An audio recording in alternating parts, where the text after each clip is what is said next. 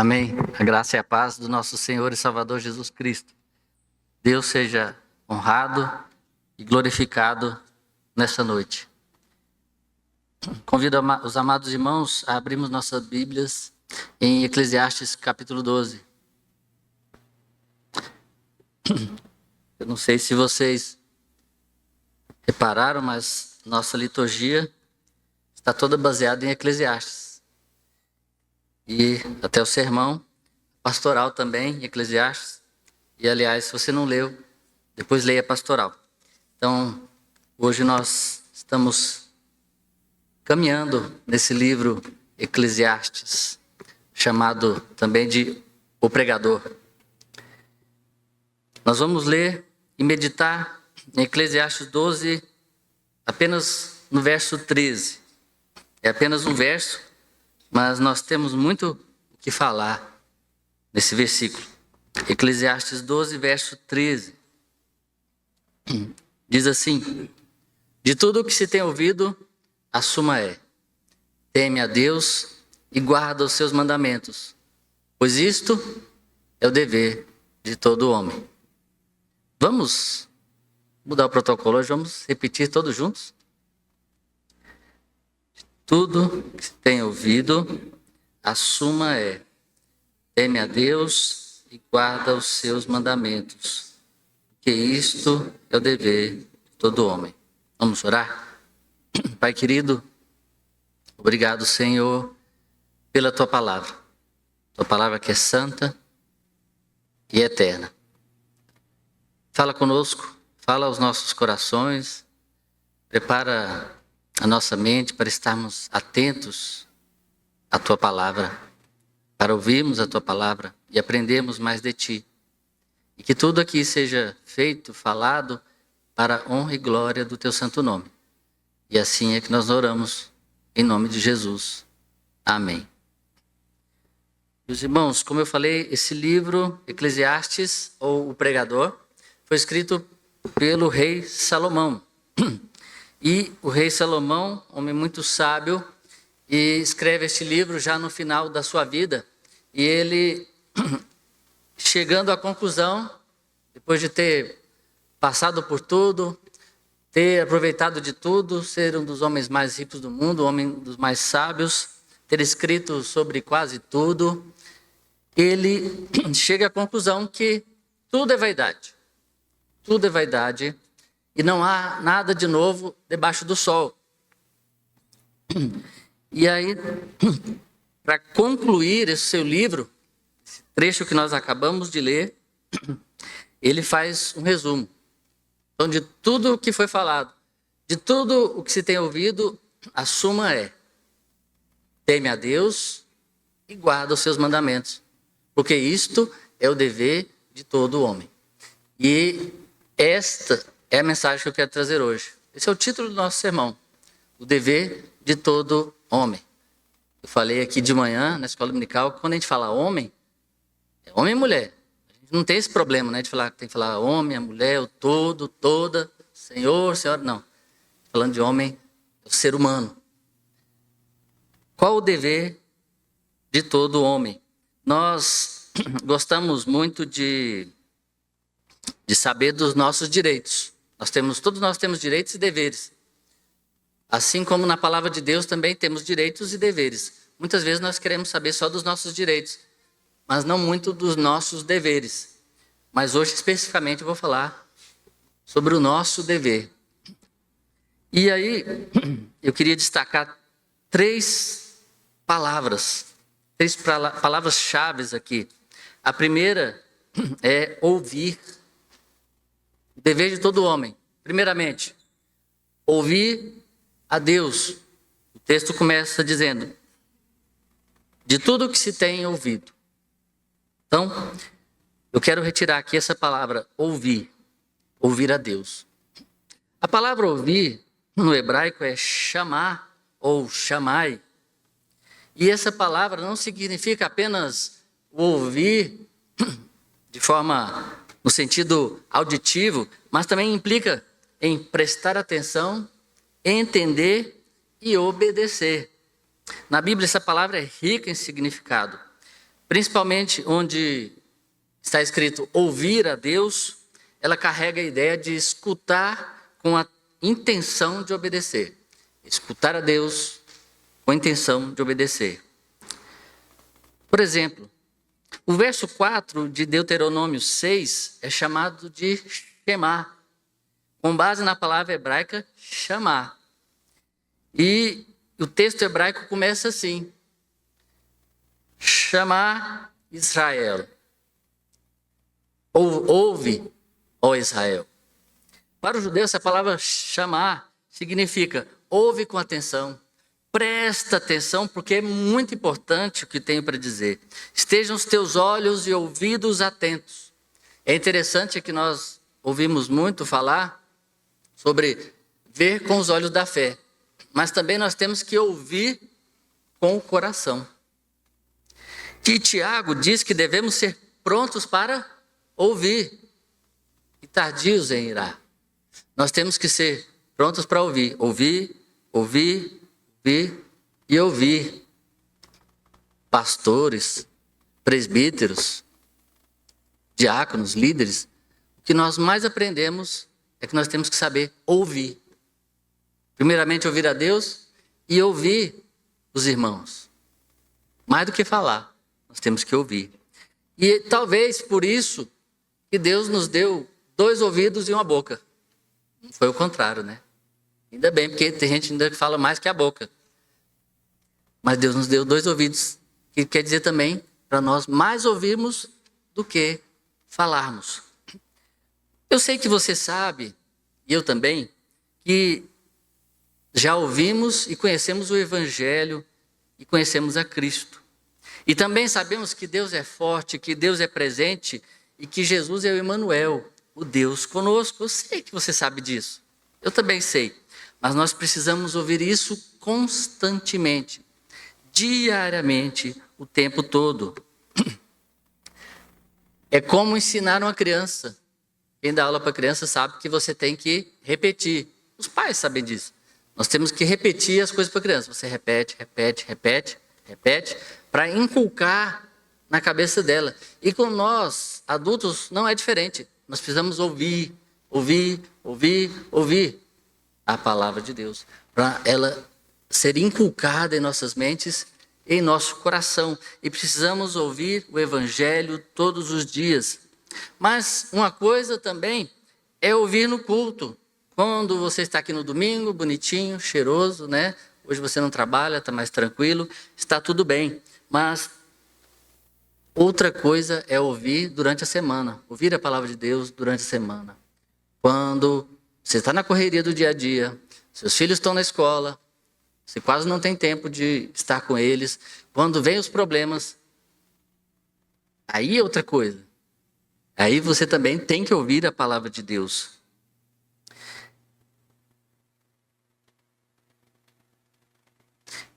Nós temos que ouvir a palavra de Deus quando tudo está bem e quando também tudo não está tão bem. A todo tempo precisamos ouvir a palavra de Deus. E voltando aqui, Eclesiastes 12:13, o texto começa dizendo: de tudo o que se tem ouvido.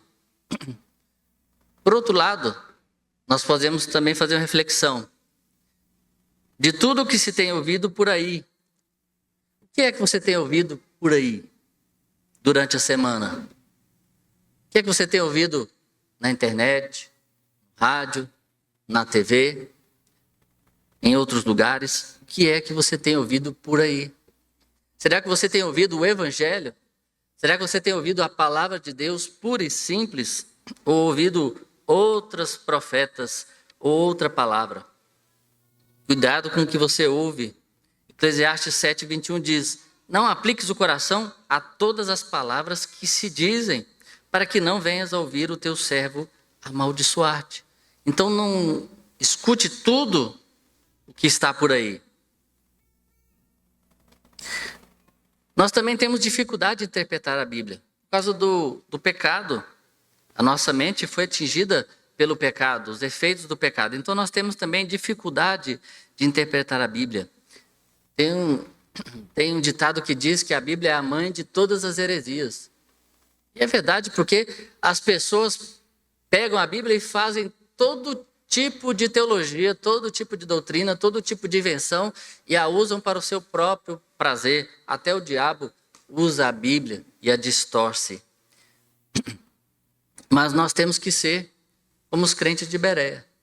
De tudo que nós ouvimos, nós temos que ir lá na Bíblia e conferir. Nós temos que conferir. E o interessante, meus irmãos, que a Bíblia pode ter várias aplicações para a nossa vida prática. Esse texto, esse versículo aqui, com certeza tem várias aplicações para nós. Mas todo texto bíblico só tem um significado. Você nunca vai encontrar 2 significados, 3 significados. Ele tem só um significado. Nós temos que ser como os crentes de Bereia, ou seja, temos que orar, temos que ler a palavra, temos que meditar na palavra, temos que esquadrinhar a palavra, temos que ruminar essa palavra. É assim como o boi que come, né, e fica mastigando, ruminando. Você, quando sai daqui, depois de ouvir a palavra, você tem que ficar ruminando essa palavra na sua mente durante a semana. O pastor falou, e aí você fica com aquilo, né, ruminando. E às vezes você tira mais uma dúvida, ou às vezes você comenta com alguém, mas você fica com aquilo durante a semana ruminando. E Deus quer que nós façamos isso, nós estejamos ouvindo a palavra e meditando na palavra de Deus. A palavra nos ensina a orar sem cessar e meditar na sua lei dia e noite. Isso é, primeiramente, então, ouvir a Deus. E o ouvir a Deus nos leva ao segundo ponto, que é temer a Deus. De tudo o que você tem ouvido, a suma é: teme a Deus.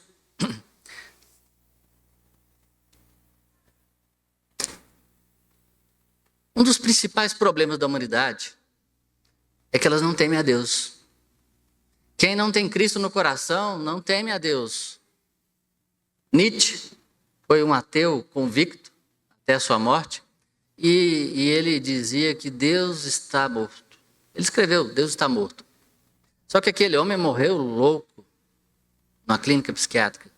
Aí escreveram no metrô: Deus diz para Nietzsche: Deus está vivo e Nietzsche está morto. Os Beatles diziam que eles eram mais populares que Jesus Cristo. E o fim de alguns ali, como John Lennon, não foi muito bom. Foi um filme trágico. O Titanic, quem o construiu, disse que nem Deus poderia afundar o Titanic. E ele, na sua primeira viagem, afundou e muitas pessoas morreram. O técnico Filipão, da seleção brasileira, em 2014, ele disse que, falava para os jogadores que eu vou com vocês até o inferno. E olha que aquela Copa, principalmente aquele jogo de 7-1, foi um inferno mesmo. 7-1 foi uma vergonha terrível. Mas o que eu quero dizer com tudo isso? Que as pessoas não temem a Deus. As pessoas falam e zombam de Deus, mas a palavra diz que ninguém zomba de Deus. Então, tome cuidado. Nós temos que temer ao Senhor. Esse é dever de todo homem. Essa palavra temer, no hebraico, é yare. Provérbios 9:10 diz que o temor do Senhor é o princípio da sabedoria e o conhecimento do santo é prudência. O temor aqui não se refere a um terror, um medo, um pavor, um pânico de Deus, mas a um sentimento de respeito reverente, de submissão e admiração a Deus. É assim como você teme o seu pai. Mesmo depois de velho, né, adulto, ele não vai te bater mais, mas você teme. Não que você tenha medo dele te bater, não, mas você o respeita. Você tem uma reverência ao seu pai. Assim devemos ser nós, e é assim que significa essa palavra, temer a Deus. Temor também está relacionado a conhecimento. Por isso que começamos pelo ouvir. E ouvir a Deus para conhecer a Deus e então temer a Deus. Porque quanto mais você conhece a Deus, mais você teme Deus. Porque você vai vendo o quanto Deus é grande, infinito e grandioso, e nós somos pequeninos pecadores. Então, quanto mais você conhece a Deus, mais você teme a Deus. Mas você pode dizer: pastor, mas eu conheço a Deus. Tudo bem, eu sei que você conhece a Deus. Mas você sabe a diferença entre conhecer alguém antes e depois de muito tempo? Por exemplo, para quem é casado há muitos anos, aí o marido diz: quando eu conheci minha esposa, era uma coisa. Agora, depois de mais de 30 anos de casado, eu a conheço agora bem melhor. Agora eu posso dizer que eu conheço ela bem melhor do que lá no início. Você sabe que é assim, não é? Assim também é com Deus. Quanto mais tempo nós temos com Deus, quanto mais nós buscamos a Deus, nós ouvimos a sua palavra, mas nós vamos conhecendo a Deus. Ou seja, é uma vida de relacionamento, uma vida de intimidade para se conhecer a Deus. Não adianta você dizer que conhece a Deus sem ter noção de quem Ele é verdadeiramente. Exemplo, a palavra que foi pregada domingo passado, se não me engano, pelo pastor Jair, Marcos 8, 23 a 27. Jesus acalmando uma tempestade com os discípulos no barco. Veio a tempestade e os discípulos então ficaram com medo e pavor do vento. E aí vem Jesus para acalmar a tempestade. E os discípulos perguntam: quem é este? Quem é este que até acalma uma tempestade? Eles andavam com Jesus, mas eles não conheciam o Jesus verdadeiro. Quem é este? Mas preste atenção, não é ouvir depois quando a tempestade acalma. Depois da tempestade diz que vem a bonança, né? Mas não é assim. Mas é durante a tempestade também. E tem mais. Nem sempre quando você está fazendo tudo direitinho, como um crente deve fazer, indo à igreja, dando o seu dízimo, fazendo todas as coisas certas, nem sempre vai estar tudo bem. Às vezes as tempestades vêm, os desertos vêm. Um exemplo, o rei Ezequias. Rei Ezequias foi um dos poucos reis, bons reis em Israel. Rei Ezequias, ele achou a palavra ali novamente, voltou o culto, restabeleceu o templo, o trabalho no templo dos levitas, colocou tudo em ordem. E aí depois que ele colocou tudo em ordem, o que veio? Bonança? Não. Veio Senaqueribe, o rei cruel da Síria. 2 Crônicas 32, 1. Depois destas coisas e desta fidelidade de Ezequias, veio Senaqueribe, rei da Síria. Entrou em Judá, acampou-se contra as cidades fortificadas e intentou apoderar-se delas. Mas Ezequias estava servindo a Deus, estava fazendo tudo certinho. E agora, por que vem isso contra nós? Por que será que acontecem essas coisas com a gente, às vezes? É para Deus fazer você mais dependente dele.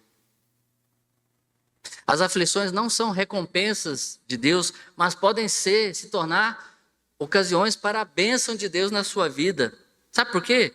Porque Deus muitas vezes utiliza as provações para te moldar, para te purificar, para te santificar e para te abençoar e para mostrar o poder dele mesmo durante as adversidades. Claro que no início de um problema você não diz: ô glória, ô provação boa, né? Glória a Deus, Deus, né? Bênção pura. Não, é difícil mesmo. Mas depois que tudo passa, lá na frente, você colhe os frutos. E aí você vai entender o que passou e vai falar: glória a Deus. Glória a Deus por tudo que nós passamos. Como diz o salmista: foi-me bom passar pela aflição. Foi-me bom passar pela aflição. Mas também não podemos ser passivos ou negligentes diante dos problemas. Voltando lá ao exemplo do rei Ezequias. Ao ser atacado por Senaqueribe, o rei da Síria, diz a palavra que Ezequias correu, tampou as fontes de água, fechou a cidade e havia construído um aqueduto para trazer água para dentro e tinha mantimento enquanto estivesse cercado. Ou seja, Ezequias fez o possível que ele podia, humanamente falando, fazer. Ele não ficou parado lá e sem fazer nada, falando: vamos orar. Ele agiu. Ele não ficou lá de braços cruzados. Ezequias agiu. Não seja passivo, nem um ativista também. Não podemos ser extremos. Não seja um passivo e nem um ativista doido. Não. Você tem que fazer o possível, que está nas suas mãos, que Deus colocou nas suas mãos, o que você pode fazer. E daí então, descansar no Senhor, naquilo que você não pode fazer, sabendo que o mais Ele fará. Também não podemos espiritualizar tudo. Cuidado com a espiritualização de tudo. Surge um problema e você diz: ah, e agora? Vamos só orar. Lembra de Moisés? Quando chegou de frente para o Mar Vermelho, aí vinham os egípcios atrás dele, e ele, o que nós vamos fazer? Vamos orar, né? Aí Deus falou: não, Moisés, não é hora de orar não, marchem. Deus abriu o Mar Vermelho. Tinha hora de orar, tinha hora de marchar. Faça tudo o que estiver a seu alcance. Na oração, faça como tudo dependesse de Deus. E no trabalho, faça como se dependesse de você. Faça o possível que estiver ao seu alcance, pois o impossível Deus fará. Como dizia Calvino, orare e labutare. A gente ora, mas também trabalha. E quando alguém, por exemplo, te pede um prato de comida, aí você fala: vou orar por você, meu querido. Aqui, vai em paz. De barriga vazia. Ou quando alguém está passando por uma dificuldade, você está ali vendo, e você pode ajudar, você tem condições de ajudar, pode fazer algo, mas apenas você diz: descanse que Deus está trabalhando. Deus tem o melhor para você. O melhor ainda está por vir, meu irmão. Vai na paz. É assim que nós fazemos? Isso parece mais frase de efeito do que um conhecimento verdadeiro de Deus. Talvez a chamada teologia do coaching ou teologia da confissão positiva, que diz assim: suas palavras têm poder. Né? Parece mais coisa de frase de efeito. Mas isso não quer dizer que você conhece o seu Deus. Muitas vezes Deus coloca essas pessoas para você agir. Não só orar, claro, orar também, mas não só orar, mas também agir e ajudar aquela pessoa. Deus é soberano, está no controle de todas as coisas. Os problemas são reais e Deus está no controle de todas as coisas, sejam elas boas, sejam elas más. Deus está no seu santo templo. Deus está no controle de todas as coisas. Isto é ter conhecimento de Deus e saber quem Ele é de verdade. Mas ainda, citando o exemplo do Ezequias, que eu peguei aqui, que mesmo diante da adversidade, ele disse ao povo: esforçai-vos e tende bom ânimo.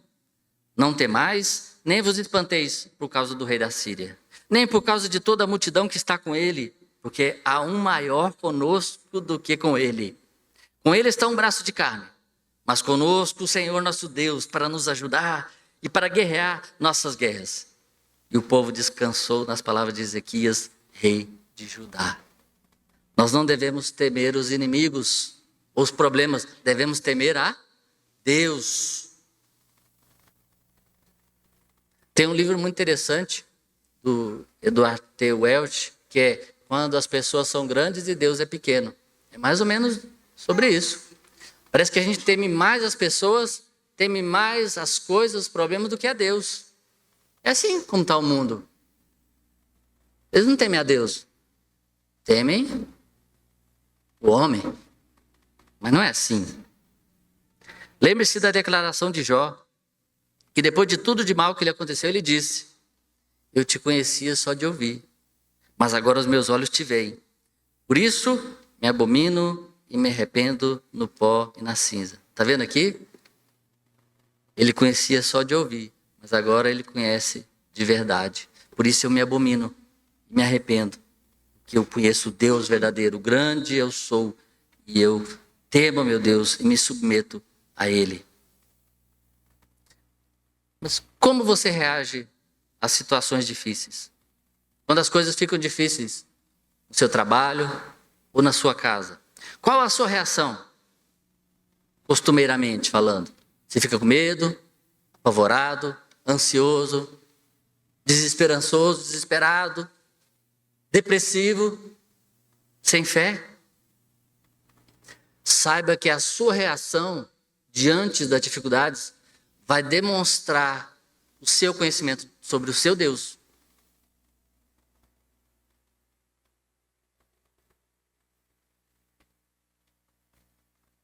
Conhecer de Deus é diferente de conhecer sobre Deus. Nós aprendemos isso também na escola dominical. Você pode conhecer as confissões de fé, os catecismos maior, breve, história da igreja, ser um estudioso. Isso é bom, claro, e você deve aprender mesmo. Mas isso significa, somente isso significa que você conhece de Deus? Não. Isso até um ateu pode fazer. A diferença entre conhecer sobre Deus e conhecer de Deus é você viver com Deus, ter intimidade com seu Deus, conhecer a sua palavra e praticá-la em sua vida. É isso que é importante. É assim que você deve conhecer a Deus. Buscar conhecer a Deus. Porque quanto mais você conhecer a Deus, mais você vai temer a Deus. E o temor do Senhor nos leva ao terceiro ponto. Terceiro ponto, que é guardar os mandamentos de Deus. Guardar os mandamentos de Deus. A palavra aqui no hebraico é guardar, é chamar. Parece o chamar, né? Só que esse é chamar. E é uma palavra que é um termo que carrega um significado muito grande, que significa guardar no sentido de proteger, de preservar, cuidado com diligência e atenção, observar no sentido de cumprir ou seguir os mandamentos de Deus. É como guardar coisas preciosas. É como você tivesse um cofre. O cofre não é lugar de guardar coisas preciosas, né? As joias, os dólares, né? Barras de ouro que você tem lá na sua casa, é lá no cofre. Lugar de guardar coisas preciosas. Assim também deve ser os mandamentos de Deus. Você tem que guardar num lugar próprio. E que lugar é esse? É no cofre? É na gaveta? Põe a Bíblia lá na gaveta, né? Dentro da gaveta, vamos esconder a Bíblia. Não. É guardar no coração. É o melhor lugar para guardar os mandamentos de Deus. Primeiramente é ouvir, daí vem o temer e então o guardar. Gênesis 2,15 diz que tomou o Senhor Deus o homem e o pôs no jardim do Éden para o lavrar e o guardar. Então a palavra aqui guardar tem um significado de proteger e cuidar. Deus também nos deixou para cuidar do mundo. Nós somos representantes de Deus aqui na terra. Então nós cuidamos das coisas de Deus aqui na terra. Temos que guardar, preservar e cuidar. Deuteronômio 11:1 diz: amarás, pois, o Senhor teu Deus e guardarás os seus preceitos, os seus estatutos, os seus juízos e os seus mandamentos todos os dias. Esse contexto, chamar, se refere a observar ou cumprir os mandamentos de Deus. Salmo 119:11 diz: guardo no coração as tuas palavras para não pecar contra ti. Está vendo aí o cofre? Guardo no coração as tuas palavras para não pecar contra ti. Provérbios 4:23. Sobre tudo o que se deve guardar, guarda o coração, porque dele procedem as fontes da vida. Guarde o seu coração, meu irmão. Guarde o seu coração do mundo, do pecado, das impurezas. Guarde o seu coração na palavra de Deus. Jogue o lixo fora do seu coração. Nosso coração vai enchendo de entulho, de lixo, de ídolos. Então nós temos que jogar esses ídolos fora. Temos que quebrar, queimar e jogar tudo fora. Para guardarmos somente aquilo que Deus quer que nós guardemos no nosso coração. 1 Coríntios 4:2 diz: ora, além disso, o que se requer dos despenseiros é que cada um deles seja encontrado fiel. O presbítero Henrique falou agora há pouco sobre despenseiro. A palavra despenseiro significa o gerente da casa, o mordomo. Um dispenseiro é um administrador que cuida dos bens de outra pessoa. Vem da palavra despensa, que é onde você guarda as coisas. Então, o bom dispenseiro é aquele que o patrão sai, né, o dono da casa sai, ele guarda tudo bonitinho. Ele vigia a casa, guarda todas as coisas, para quando o Senhor voltar, está tudo lá guardadinho. E Deus quer assim de nós, quer que sejamos bons despenseiros. Despenseiros de quê? Da palavra de Deus, como diz 2 Timóteo 1, 13 e 14. Mantenha o padrão das sãs palavras que de mim ouvistes com fé e com o amor que está em Cristo Jesus. Guarda o bom depósito, mediante o Espírito Santo que habita em nós. Guarda o bom depósito. Então, o bom despenseiro é aquele que guarda o bom depósito de Deus, da palavra de Deus, até o dia final, até a volta de Cristo. Você tem que guardar a palavra de Deus no seu coração até a volta de Cristo Jesus, porque Ele espera nos encontrar como bons mordomos, mordomos fiéis, quando Ele voltar. João 14, 21, nos dá o maior exemplo prático de demonstrar amor a Deus. E como é? Aquele que tem os meus mandamentos e os guarda, esse é o que me ama. A melhor forma de demonstrar para Deus que você ama a Ele é guardando os seus mandamentos, é obedecendo. Não é assim com os nossos filhos? O filho pode falar, papai eu te amo, mamãe eu te amo, mas não obedece. Então você não me ama, filho. Se você me amasse, você me obedecia. Nós, se dizemos que amamos a Deus, cantamos aqui que amamos a Deus, então nós temos que obedecer, guardar os seus mandamentos. A melhor forma de você demonstrar amor a Deus, a melhor forma de você mostrar arrependimento ao pecado, ver você peca, aí você chora, se arrepende, ora, pede perdão, daqui a pouco você comete o mesmo pecado. Aí você chora de novo, se arrepende, daqui a pouco comete de novo. Não adianta isso. Qual é a melhor forma de mostrar arrependimento? É parar de pecar. Pecou? Ore a Deus, se arrependa, peça perdão. E tenha fé que Deus já te perdoou. E pare de pecar. Pronto. É simples assim, é só parar. Aí você vai demonstrar que ama a Deus. Não precisa ficar se martirizando. Então, guardar tem a ver com observar e obedecer a Deus. E obedecer com alegria, porque os seus mandamentos não são penosos. Amém? Eu quero concluir com os irmãos dizendo que nós precisamos conhecer mais de Deus. Você precisa conhecer mais de Deus. Precisa conhecer a sua palavra. Nós estamos começando o ano, então é a boa oportunidade de você começar o ano e pegar, se você ainda não pegou o plano de leitura, pegue lá atrás com o diácono, leia a Bíblia toda. Se você não leu ainda, leia. Não vou pedir para levantar a mão aqui quem não leu ainda. Mas se você não leu, você sabe. Leia a Bíblia. Procure conhecer mais de Deus. Venha à escola dominical, venha aprender mais de Deus. É lá que você vai tirar suas dúvidas. Aqui você não pode ficar perguntando, atrapalhando, né, a pregação.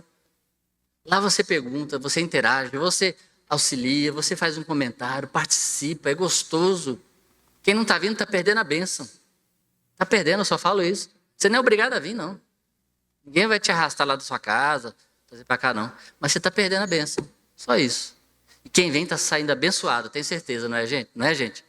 É bênção para a glória de Deus. Então procure conhecer a Deus. Aproveite quando está começando, é o ano que a gente faz promessa, né? Vou para a academia esse ano, vou mudar minha alimentação, a gente sempre faz assim todo ano. Então, vou ler a Bíblia, vou estudar a Bíblia, vou para a escola dominical, vou buscar a Deus, conhecer mais a Deus.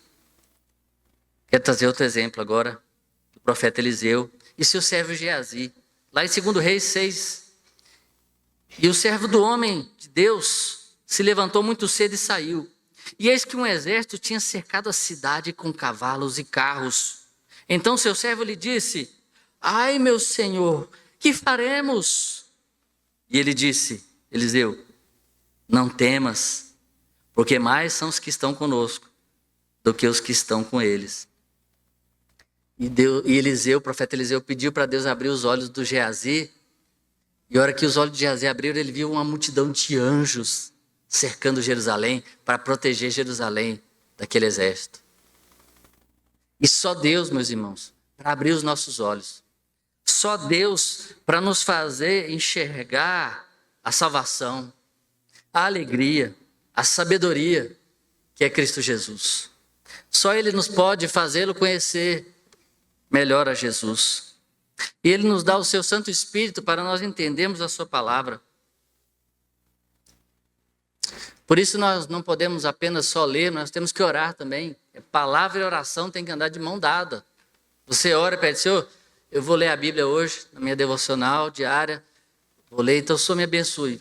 Fala comigo, Senhor, me dá entendimento para eu entender a tua palavra e saber o que o Senhor quer para a minha vida nesse dia de hoje. E o Espírito Santo vai falar com você e vai te dar iluminação e entendimento e discernimento da palavra de Deus e vai te auxiliar a guardar a palavra e praticar a palavra na sua vida. Ouvindo a palavra de Deus, você vai conhecê-lo melhor e você vai saber que precisa temer a Deus somente e, consequentemente, você vai guardar os seus mandamentos com fé, esperança e amor em Cristo Jesus. E Ele já preparou tudo para nós. Ele já provisionou tudo o que nós precisávamos através da sua santa palavra. No fim das contas, a gente sabe que tudo é de Deus, tudo vem de Deus, não é verdade? Porque Deus é o que opera em vós, tanto querer como efetuar, segundo a sua boa vontade. Filipenses 2,13. Tudo vem de Deus. Até os dízimos e as ofertas que nós entregamos vêm de Deus. Os nossos dons, nossos talentos vêm de Deus, como diz Davi lá em 1 Crônicas 29, 13 e 14. Agora, pois, ó nosso Deus, graças te damos e louvamos o teu glorioso nome. Porque quem sou eu e quem é meu povo para que pudéssemos dar voluntariamente estas coisas? Porque tudo vem de ti e das tuas mãos nós te damos. Olha que bonito. Tudo que a gente está dando, a gente está pegando da mão de Deus. Senhor, o Senhor mesmo me deu e agora eu vou entregar aqui. Mas eu estou da sua mão mesmo. Tudo vem de Deus. Agostinho de Hipona dizia que Deus não exige nada de nós que Ele não tenha nos dado primeiro. Então, tudo que está na palavra, nós temos condições de cumprir, porque Ele já nos deu condições de cumprir através do Espírito Santo. Tudo vem dEle e tudo é para Ele. Porque dEle e por meio dEle e para Ele são todas as coisas. A Ele, pois, a glória eternamente. Então, meus amados, façamos como Cristo. Porque Cristo cumpriu todo o dever. O Deus homem cumpriu todo o dever do homem, que é temer a Deus e guardar os seus mandamentos. Ele já fez tudo isso por nós. Basta que agora nós sigamos o seu exemplo. Ouçamos a palavra. Temamos a Deus e guardemos seus mandamentos, para que Cristo Jesus seja glorificado através das nossas vidas. Amém? Vamos orar? Pai querido, obrigado, Senhor, pela tua palavra. Obrigado, Senhor, porque nós nos esquecemos daquilo que tu queres para nós, daquilo que tu pedes para nós, do nosso dever. Mas a tua palavra sempre ela repete, ela nos ensina, ela nos exorta. Obrigado porque isso é graça do Senhor, porque o Senhor não se esqueceu de nós, o Senhor não esquece de nós, o Senhor não desiste de cada um de nós. E o Senhor sempre nos traz mais para perto, o Senhor sempre nos traz de volta. O Senhor sempre nos coloca no centro da tua vontade. Obrigado, Senhor, porque tudo vem de ti e tudo é para ti, Senhor. Ajuda-nos, ó Pai, a ouvirmos mais a tua palavra, a queremos aprender mais dela, Senhor. Ajuda-nos a temer a ti somente, a te reverenciar, a te respeitar, a te honrar, com a nossa boca, com a nossa vida. E ajuda-nos a guardar os seus mandamentos, porque eles não são pesados, Senhor. Obrigado, porque Cristo já carregou tudo. Carregou todo o peso na cruz do Calvário, em nosso lugar. Morreu a nossa morte, para que nós vivêssemos a sua vida. E agora está tudo tão mais fácil, porque tu já nos deste tudo. E agora basta nós ficarmos agradecidos e gratos por tudo por tudo que o Senhor tem feito, por tudo que ainda vai fazer. Obrigado pela salvação que há em Jesus Cristo, pelo dom da salvação, Senhor. Pedimos, ó Pai, por aqueles que ainda não te conhecem, que o Senhor toque seus corações, abra suas mentes, assim como o Senhor abriu os olhos de Geazi e ele viu aquela multidão de anjos, que o Senhor abra os seus olhos para que eles vejam a Cristo Jesus. Contemplem a sua face e caiam prostrados no pó e na cinza e reconheçam seus pecados e reconheçam que dependem totalmente e desesperadamente do Senhor. Que assim possamos, ó Pai, cumprir o nosso dever de cada um de nós, é temer ao Senhor e guardar os seus mandamentos, para que Cristo seja honrado na vida de cada um de nós aqui, para a glória do Senhor Jesus, eternamente. E é no nome de Jesus que nós pedimos e agradecemos. Amém.